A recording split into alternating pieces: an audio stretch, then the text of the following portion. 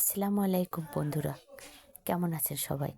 আপনাদের সাথে কিছু কথা শেয়ার করলাম, ভুল ত্রুটি হতে মাফ করবেন। বন্ধুরা, আমি অপরাধ করিনি, তবু কেন আমি অপরাধী? আমি কলঙ্ক করিনি, তবু কেন আমি কলঙ্কিতী?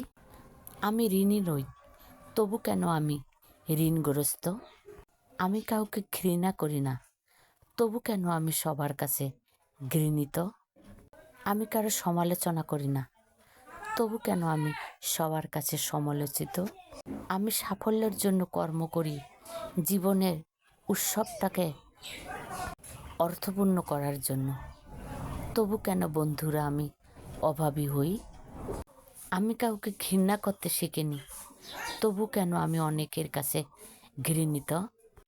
আমি সবসময় অপরাধ থেকে দূরে থাকতে চাই, তবু কেন আমি অপরাধী? আমি নিজে কর্ম করে বাঁচতে চাই, অন্যের কাছে হাত পেতে বা সাহায্য নিয়ে নয়, তবে সহযোগিতা নিয়ে বাঁচতে চাই, তবু কেন অভাব আসে আমার মাঝে?